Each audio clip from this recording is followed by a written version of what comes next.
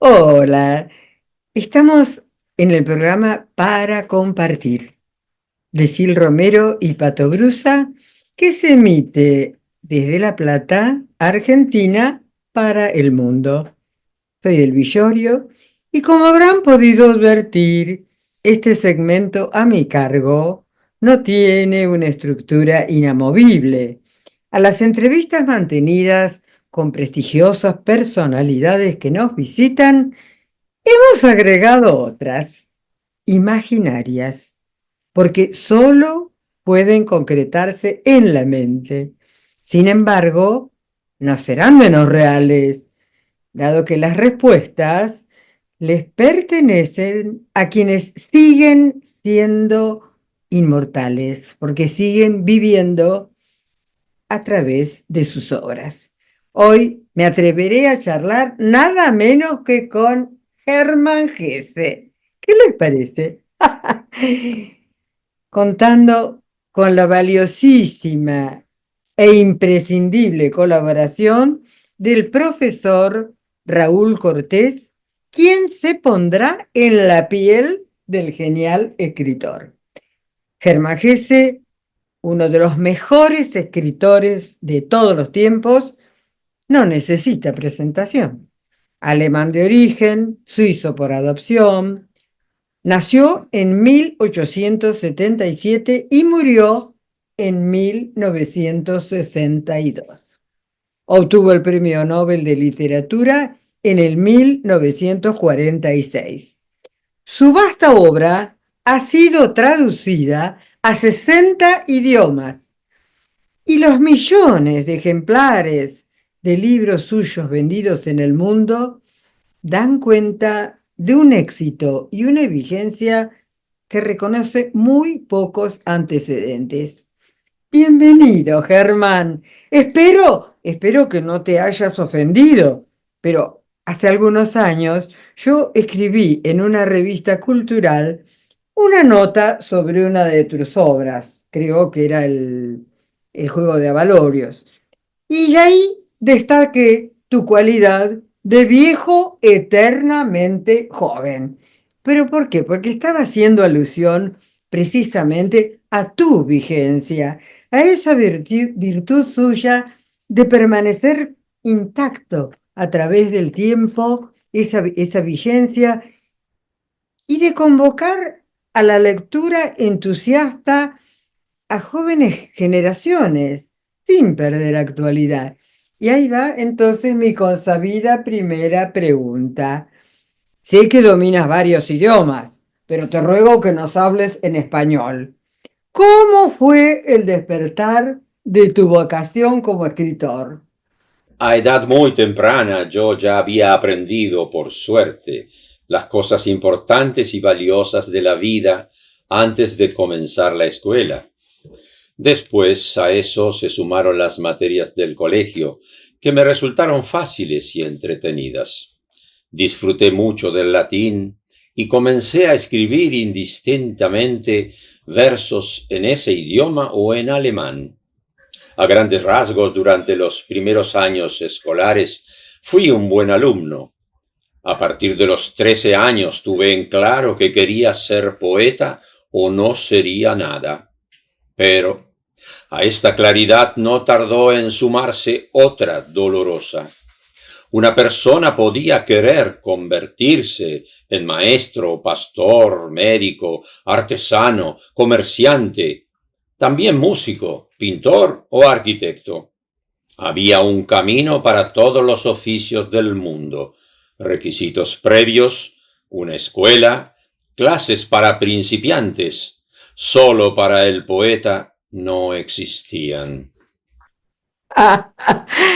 Pero en la época en que tú te sitúas, o sí, fines del siglo XIX, principios del siglo XX, hubieron muchos poetas que alcanzaron público reconocimiento, empezando por Valery, Thomas Eliot y antes Mallarmé, entre otros. Oh, sí, sí, estaba permitido, e incluso era un honor ser poeta. Esto quería decir ser exitoso y conocido como tal. Lamentablemente, a esta altura, el poeta ya solía estar muerto, como esos que mencionaste. Pero convertirse en poeta era imposible. Querer hacerlo era considerado una ridiculez y una vergüenza, como no tardé en comprobarlo. Había aprendido rápido lo que esa situación dejaba en claro. Uno podía ser poeta, pero no convertirse en uno. Más aún, el interés en la poesía y el talento poético propio resultaban sospechosos para los maestros. ¡Qué barbaridad! Pero ¿cómo reaccionaste ante aquello que impedía la realización de tu vocación? Entre mi persona y mi meta distante no veía otra cosa que precipicios. Todo me parecía inseguro, desvalorizado. Solo una cosa seguía firme. Quería ser poeta, fuera fácil o difícil, ridículo o respetable. Pero sufrí consecuencias por adoptar esa decisión. A los 13 años, mi comportamiento dejó tanto que desear que fui enviado al exilio en una escuela de otra ciudad. Un año después me convertí en pupilo de un seminario teológico, donde hasta aprendí el alfabeto hebreo. De pronto, atacado por bravías tormentas interiores, huí de la escuela monacal. Me echaron del seminario. Mi padre me llevó a la residencia de un teólogo que practicaba el exorcismo, pretendiendo aplacar mi espíritu alterado. Volví a huir. Me recluyeron en una residencia para niños disminuidos. Allí trabajé de enfermero y jardinero. Por un tiempo me esforcé en avanzar en mis estudios secundarios, aunque también el calabozo y la expulsión marcaron el final. Luego fui aprendiz de comerciante, practicante en talleres mecánicos y en una fábrica de relojes. No creo que lo hayas conocido, pero un distinguido psiquiatra argentino, Enrique Pichon Rivière, se ocupó de investigar la infancia, ese periodo de la vida humana en la cual las experiencias adquieren un inusual dramatismo y en algunos casos, como en el tuyo, marcan un destino posterior del individuo. Parece imposible que alguien posea una cultura tan, pero tan vasta como la tuya, habiendo atravesado tantos obstáculos y tropiezos en todo el período de la adolescencia. ¿Fuiste acaso un autodidacta? Buena observación. A los 15 años, cuando ya había fracasado en la escuela, comencé a ocuparme con conciencia y energía de mi propia educación. Fue una suerte y un inefable placer que en la casa de mi padre se encontrara la imponente biblioteca que perteneciera a mi abuelo. Una sala entera, repleta de libros viejos que contenía, entre otros, toda la poesía y filosofía del siglo XVIII. En 4 años llené un montón de papeles con mis primeros intentos como poeta y leí la mitad de la literatura universal. También me ocupé de la historia, del arte, de los idiomas y de la filosofía con un ahínco y perseverancia que excedió en mucho al estudio normal. Bueno, de cualquier modo, en el año 1893 te diplomaste al final de bachiller. Pero bueno, Herman, quería hacer una pregunta que tal vez sea un poco indiscreta, un poquito personal, espero que no te moleste. Tal como ha ocurrido con otros artistas de gran sensibilidad, la idea del suicidio no estuvo ausente de tu pensamiento. Siendo poco más que un niño, aparece una posible solución, entre comillas, a problemas reales o imaginarios. ¿Hubo algún intento o esa angustia existencial que sufrías y seguramente traslucías, hizo que tus mayores anticipándose a tus propósitos, los impidieran? No, nunca percibieron esa angustia. No te creo. Pensaron que tenía problemas mentales. Ah, Me internaron. Mucho después, por propia iniciativa, hice terapia con un discípulo de Jung, Joseph Lang, y posteriormente lo traté personalmente a él.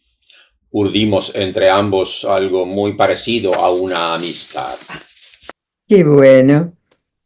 En el lobo estepario, el protagonista que casualmente tiene tus propias iniciales, HH, dice lo siguiente: tengo gran curiosidad por ver cuánto es capaz de aguantar un hombre, cuánto alcanza el límite de lo soportable, para saber entonces que solo resta abrir la puerta y ya estar afuera.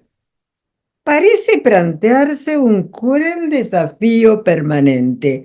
¿Esa frase tiene alguna relación con el suicidio? Solo afirmo mi convencimiento de que defender la libertad a todo trance implica pagar un alto precio.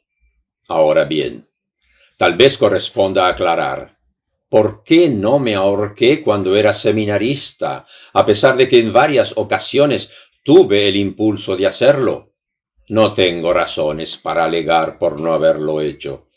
Sin yo saberlo, había dentro de mí más voluntad de vivir que de morir. Aun cuando en la escuela y el internado me oprimían y a menudo era una verdadera tortura, en tanto el futuro se avisoraba harto dudoso, estaba dotado de buenos sentidos, y con el alma tenía la capacidad de ver, de gustar, de sentir. A esto se sumaba que no era solo un individuo sensual, sino también un artista, capaz de reproducir en la memoria las imágenes y las vivencias que me daba el mundo, capaz de jugar y hacer de ellas algo nuevo y propio, con dibujos, melodías tarareadas y palabras poéticas. Quizá haya sido el goce y la curiosidad del artista lo que a pesar de todo me hizo preferir la vida a la muerte. Sí, Germán, sin duda. El arte es salvador, sana. Y tú has hecho del arte una forma de vida. Has escrito muchas obras, lo que te valió el calificativo de prolífico. Hoy mencionaremos solo algunos, por razones de tiempo, ¿no? Algunos títulos que para mí son emblemáticos. Demian, del año 1919, Siddhartha, del año 1922, El lobo estepario, del año 1927, y El juego de Avalorios, de 1943. Comencemos con Demian, que escribes en primera persona y cuyas dos primeras ediciones publicas bajo seudónimo. Recién en la tercera pones tu nombre. En mi opinión, es un texto autobiográfico. ¿Qué dices al respecto? Efectivamente, esas dos primeras ediciones no las firmé, al igual que en otras obras que les precedieron, Peter Kamensin y Bajo la Rueda, las publiqué con un nombre ficticio, Emile Sinclair. Así se llama también uno de los protagonistas de Demian. Exacto. En cuanto a lo de autobiográfico, esa novela expone la rebelión de un chico de 10 años contra el yugo paterno. Plantea la necesidad de resolver sus propias contradicciones. Denuncia la hipocresía del mundo adulto con parámetros que a la postre resultan falsos. Se decretan para luego ser eludidos, precisamente por aquellos que pretenden imponerlos. Sí, no voy a negarte que esas fueron vivencias mías y de muchos chicos de esa edad, que de pronto sienten la necesidad de encontrarse a sí mismos, de resolver todas las antinomias que les va planteando la entrada a la adolescencia. De acuerdo, Herman. En esta novela en la que evocas las postrimerías de la infancia y ese difícil tránsito, ¿no? Desde la infancia hacia la adolescencia, el protagonista es, como recién lo dices, Emil Sinclair.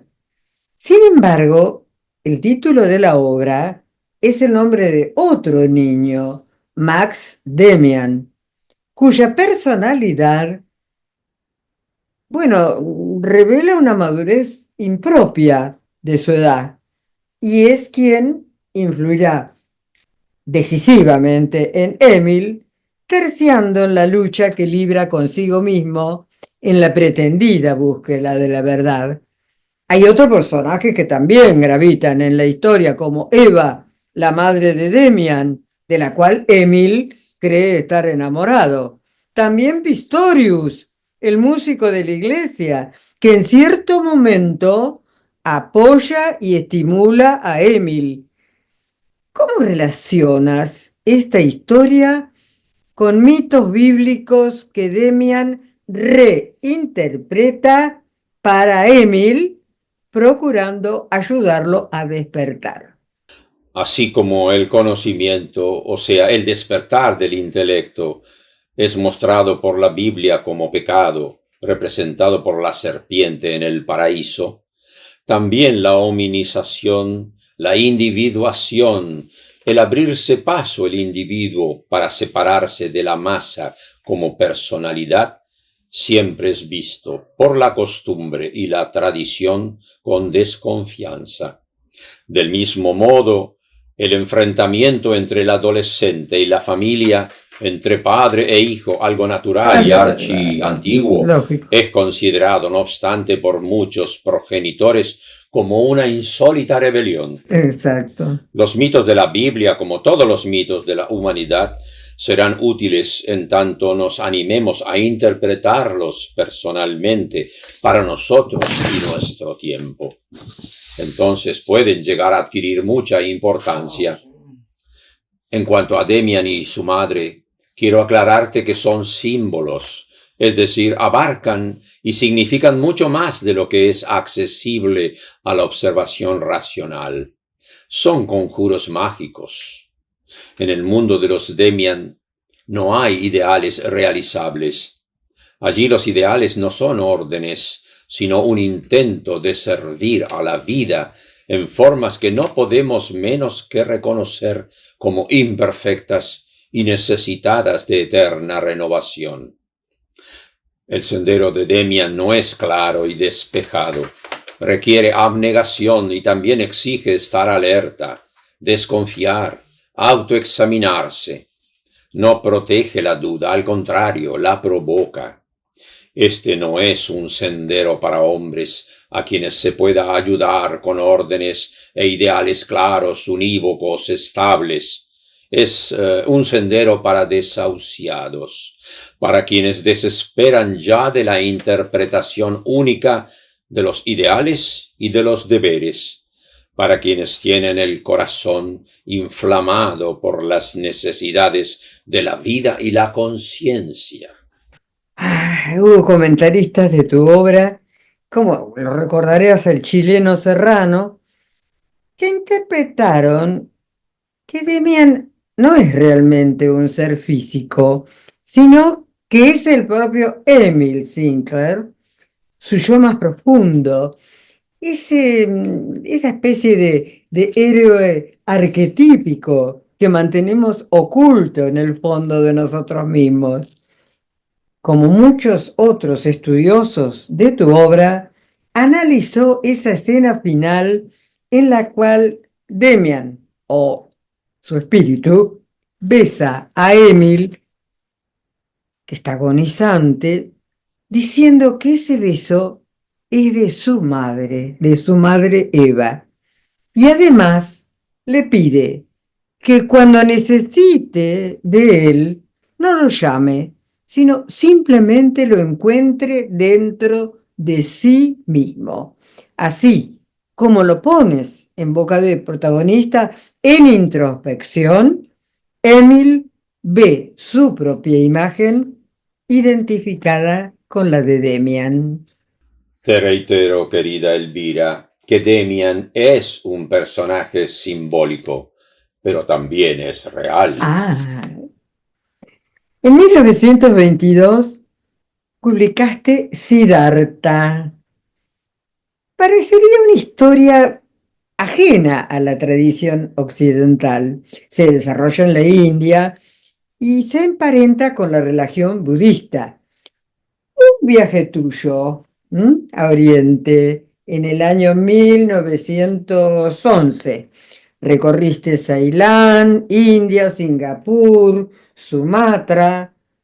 Tal vez esto te inspiró, porque esta apasionante historia parece realmente vivida en vivo y en directo, ¿no es cierto? O tal vez a través de tu abuelo, tuviste conocimiento de esa cultura oriental, este, o india, mejor dicho, pero vos luego ampliaste tus conocimientos hasta interiorizarte sobre la propia cultura china. Hasta ahí. Bueno, eso puede advertirse en el libro de la India, que es del año 1913, y en la novela Rosal del año siguiente. La verdad es que desde mi temprana juventud he tenido íntimos contactos con el lejano Oriente. Los habré heredado de mi abuelo, pero en cambio el cercano Oriente se develó mucho más lentamente, me fue más reacio. Parecerá extraño, pero Japón se apoderó de mis obras antes que Inglaterra o América. Mira vos. Fíjate que están todas traducidas. En India también Siddhartha se tradujo a los 4 idiomas indios. Comprobé que se identifican con esta historia los que pretenden encontrar la sabiduría como expresión de unidad. ¡Qué fantástico! Bueno, de cualquier modo, en escenarios diferentes a la de tus otras narraciones, siempre se evidencia esa aspiración humana hacia algo superior, esa desesperada búsqueda, diría yo, de una esencia elevada y esquiva. Sí, desde la perspectiva de la seta hindú, también hay una búsqueda. Así lo dice el propio Siddhartha. Al buscar ocurre fácilmente que nuestros ojos solo ven el objeto que persiguen. Por ello, todo lo demás es inaccesible a nuestros ojos, pues solo pensamos en aquella meta que nos hemos fijado. Esta nos posee por entero y torna imposible el encontrar. Quien dice buscar también dice fin, pero encontrar es ser libre, estar abierto a todo, no tener fin determinado alguno.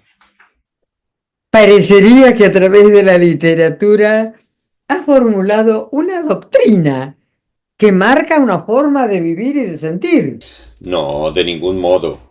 Es equivocado afirmar que se pueda vivir con los principios de vida que he representado. No soy vocero de una doctrina sólida formulada de manera definitiva. Soy hombre de evoluciones y cambios. Por eso sostengo que junto a decretar que cada uno está solo, agrego algo más. Por ejemplo, todo Siddhartha es una profesión de amor, igual a la que expongo en otros libros míos. ¡Qué notable! En el Lobo Estepario muestras con crudeza el rechazo de la sociedad burguesa hacia la persona que se atreve a ser distinta. Sigue pasando hoy, ¿no? Y viceversa, el desprecio a ese tipo de sociedad masificada por parte de quien se construyó a sí mismo como un individuo que no pertenece a la manada. Harry Haller, el protagonista, se considera a sí mismo un lobo estepario y explica, refiriéndose a la masa humana, a pesar de existir en un número tan grande Estos seres débiles y miedosos no pueden subsistir por mucho tiempo y, dadas sus cualidades, no podrán jugar otro papel en el mundo que el de un rebaño de ovejas entre lobos en libertad. ¿Cuál es tu propósito al crear este personaje tan particular, el lobo estepario, ese individuo disconforme consigo mismo que exhibe su naturaleza animal siempre en pugna con la humana? En primer lugar, alerté en tono de advertencia y lleno de angustia la inminencia de la Segunda Guerra Mundial. Pero solo coseché sonrisas indulgentes, cuando no un helado desprecio. También mi intención, por una parte, fue acercar a los lectores a Mozart y otros inmortales, y por la otra, la misión que me propuse a través de su escritura era mostrar la falta de espiritualidad de las tendencias de nuestra época y su efecto destructivo en el intelecto y el carácter. Renuncié a los disfraces y me puse en evidencia yo mismo para poder brindar en su real totalidad y con autenticidad despiadada el escenario del libro, el alma de un individuo con dotes muy por encima del término medio, que sufre mucho la época que le ha tocado vivir, pero que, no obstante, cree en los valores ultratemporales. El lobo estepario no es la historia de una decadencia, sino de una crisis y salvación. Harry no es un decadente, sino un individuo capaz de vivir. Ay, ¿a qué atribuyes el rechazo inicial que provocó en muchos el lobo estepario? La respuesta está en el mismo libro. El mundo jamás fue un paraíso. No, ya lo creo. No fue bueno antes y ahora se ha convertido en un infierno. Siempre y en todo momento ha sido imperfecto y sucio. Para ser soportable y valioso necesita del amor, de la fe. La existencia de libros como El lobo estepario está justificada porque, a pesar de todo, necesitamos de esa clase de literatura y testimonio que destacan lo débil, lo dudoso, lo triste de la vida humana. Ya lo creo. Y vamos a al cuarto libro que mencionamos hoy, El juego de Avalorios. El juego de Avalorios se desarrolla en Castalia, una provincia, una ciudad, un ámbito. Poco importa el carácter que le atribuyamos, pues, como dices en alguna parte, no deja de ser un claustro mundano ideal que nos proporciona la posibilidad de conjeturar que alguna vez sí, alguna vez existió, tal vez en las academias platónicas. El protagonista es uno de los integrantes arquetípicos de esa academia, el Magister Ludi, por excelencia, Joseph Netsch. Este maestro, pese a haber alcanzado un elevado rango e integración con los postulados de aquella institución, sustenta y experimenta un marcado inconformismo con el aislamiento que tiene Castalia con respecto al mundo. Después de muchos años de abnegado servicio a la orden, él decide separarse de ella. El libro constituye la biografía de Netsch, narrada por un alumno aventajado de la academia, que ha servido para ello de los archivos de la institución. Todo aquello de la vida que no quedó registrado y ante la imposibilidad de una comprobación fehaciente, el biógrafo lo titula como La leyenda del Magister Ludi y agrega, a modo de apéndice, unos escritos atribuidos a Netsch, 3 cuentos y algunas poesías. En Castalia, Netsch y otros como él han practicado el juego de Avalorios, que tú definiste alguna vez como un lenguaje o un sistema completo y que se puede jugar de las formas más diversas, de acuerdo a un plan o simplemente improvisando. Es un ejercicio intelectual serio que combina los conocimientos de distintas disciplinas, aparentemente opuestas o ajenas una con otra, como música, matemática, filosofía, literatura, pero que también se nutre de un profundo sentido axiológico. La acción se desarrolla en el siglo XXV. 25. Este libro tal vez sea tu obra más ambiciosa, yo pienso, porque es compleja y atractiva a la vez, y tiene una concepción tan original en su desarrollo, y también por la peculiar psicología de los personajes. ¿Cuál fue la intención que te guió cuando escribiste El juego de Avalorios? En lo que a mí respecta, no he vivido en Gestalia. Soy eremita y jamás he pertenecido a comunidad alguna. Solo con excepción de la de los peregrinos de Oriente, una hermandad de creyentes cuya forma de existencia es muy similar a la descrita como Gestalia. Esa hermandad conoce, por cierto, el heroísmo y le reserva un lugar de honor, pero solo valora a aquel que muere por su fe, no al otro que invocando su fe hace morir. Eso que Jesús llamó reino de Dios, lo que los chinos llaman Tao, no es una patria que deba ser servida a costa de otras patrias. Es la noción del universo íntegro junto con las contradicciones. Es la noción de la secreta unidad de toda vida. Describí un mundo posible aún plenamente consciente de su relatividad. Fue para mí una obra de largo aliento. Tal vez 10 u 11 años me llevó a escribirla. Desde el comienzo imaginé a Ganesh como un devoto cultor de una confesión intelectual para la cual valdría la pena vivir y ser siervo.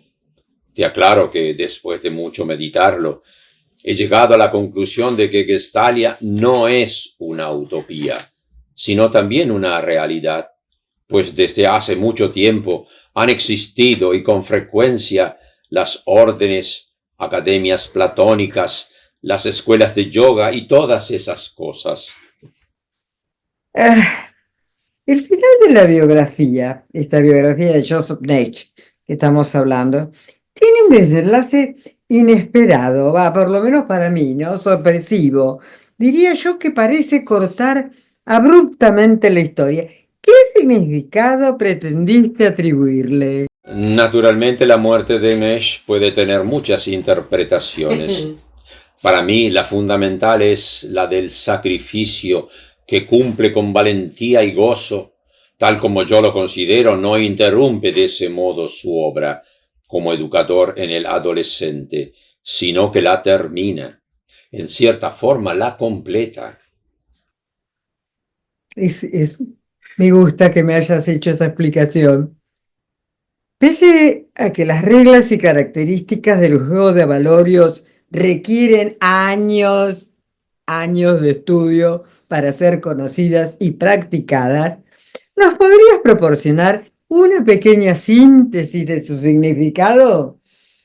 Las normas, el alfabeto y la gramática del juego representan una especie de idioma secreto muy desarrollado, en el cual participan varias ciencias y artes, sobre todo matemática y música, y que expresa los contenidos y resultado de casi todas las ciencias colocándolas en correlación mutua. Por lo tanto, es un juego, con todos los contenidos y valores de nuestra cultura. Juega con ellos como tal vez en las épocas florecientes de las artes un pintor pudo haber jugado con los colores de la paleta. En un comienzo, Perrault fabricó el dispositivo para jugar. El modelo, un sencillo ábaco como los que usaban los niños para aprender a contar.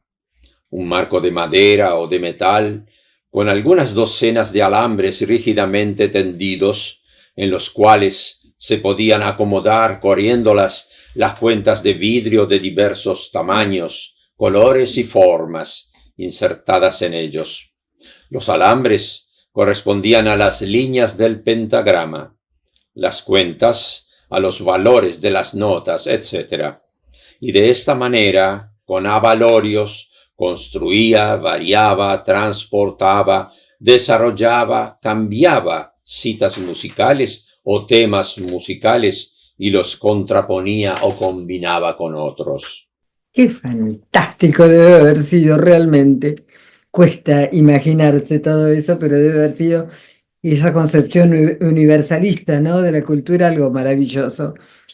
Germán, generación tras generación, lectores ávidos de ampliar tus horizontes intelectuales han abrevado en esas páginas magistrales que escribiste con talento y con pasión.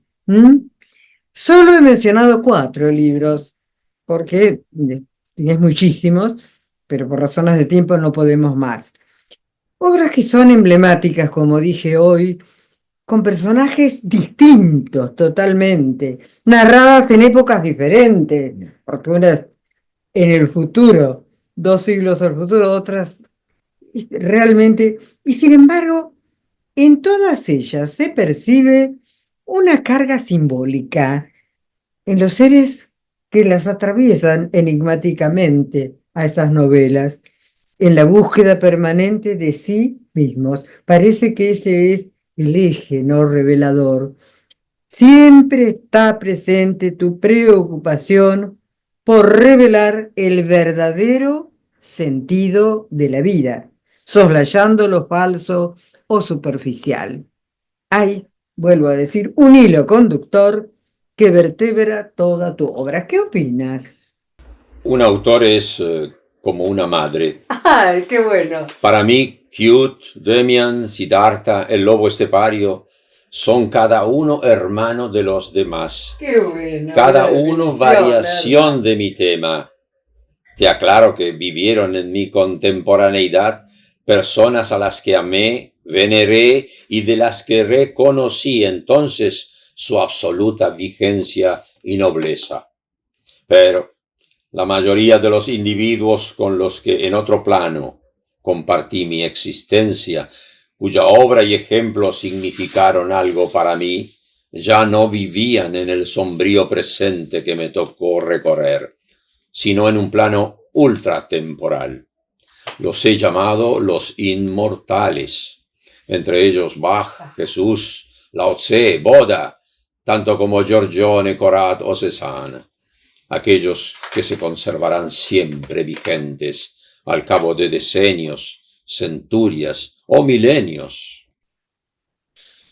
Tal vez, Germán, no lo hayas advertido, pero tú mismo también te has convertido en uno de los inmortales, que lo mencionaste en el Lobo Estepario. Bueno, hemos llegado al término de este programa. Me encantaría seguir escuchándote y no descarto en otra oportunidad volver a juntarnos, porque total estás por ahí en otros planos y si te llamo vas a venir para hablar de otras de tus magníficas obras, porque todas son dignas de ser, no digo analizadas, porque no ha sido un análisis el que vos has hecho acá, pero recordadas y traídas a esta realidad porque siguen siendo vigentes, siguen siendo actuales. Bueno, como siempre yo le ruego a mi invitado que nos brinde un consejo final destinado a aquellos que sueñan con ser escritores. Si alguien posee el don de escribir, lo tendrá por naturaleza. Pero si de ese don surgiera algo, eso no depende de ese don, sino de tomarse en serio a sí mismo y a la vida. Si vive con sinceridad y es capaz de resistir la tentación de hacer meramente lo que le resulta fácil al talento. En síntesis, depende de cuánto sacrificio sea capaz. Es dudoso que el mundo retribuya y le agradezca por todo eso, si no está poseído por la idea, si no prefiere sucumbir enseguida antes de renunciar a la literatura. Póngale fin. Fantástico lo que decís, Germán. Una de las cosas que me quedó en el tintero es hablar de otra aptitud tuya fantástica, que es la pintura. Eras un acuarelista maravilloso, pero bueno, no nos da el tiempo. Hoy nos dedicamos al Germán Gese, escritor. Muchísimas gracias por haber estado aquí, Germán, y Raúl, ese excelente profesor Raúl Cortés, que siempre nos acompaña en todos nuestros emprendimientos, con tanto afecto, con tanto cariño, con tanta solvencia. Gracias infinitas en nombre del programa Para Compartir. Bueno, nos tenemos que despedir, pero estoy pensando, aunque sea que nos lea Germán una poesía. Es una poesía maravillosa que en varios años en Alemania fue elegida el mejor poema, que se llama Grados. ¿La tenés por ahí? Como toda flor se marchita y toda juventud cede a la edad, así también florecen los peldaños de la vida. A su tiempo surge toda sabiduría, toda virtud, mas no les es dado durar eternamente. Es menester que el corazón en cada llamada esté pronto al adiós y a comenzar de nuevo. Esté dispuesto a darse, animado y sin pudores, a nuevos y distintos desafíos. Y hay una magia en cada momento que nos protege y nos ayuda a vivir. Debemos ir serenos y alegres por el mundo, transitar los espacios sin aferrarnos a ninguno cual si fuera una patria. Su espíritu no quiere encadenarnos, quiere que nos elevemos, que nos expandamos peldaño tras peldaño. Apenas hemos ganado intimidad en una morada y en un ambiente, ya todo empieza a languidecer. Solo quien está listo a partir y peregrinar podrá eludir la parálisis que causa el hábito. Aún cuando la hora de la muerte acaso nos coloque frente a nuevos lugares que debamos franquear, las llamadas de la vida no acabarán jamás para nosotros. Pues bien, corazón, despídete y sana. Muy bueno, muy bueno. Este es, como hoy comentamos, una de el apéndice detrás de la biografía que se escribió sobre Joseph Nash. Como apéndice, al final del libro, está estas poesías y algunos cuentos. Pero esto es maravillosa, como habrán podido ver. Bueno, nos despedimos. ¿No te querés despedir? ¿Cómo no? Vení, de vuelta. Yo quiero que lo vean. Perdón por mi alemán. Bueno, muchísimas gracias. Será hasta la próxima. Y les recuerdo, desde el otro día que entrevisté a Luciano Román, me han tapado de mensajes laudatorios. ¿Por qué no los cuelgan en la página? Así los compartimos todos. No se olviden. Hasta la próxima. Gracias. Gracias.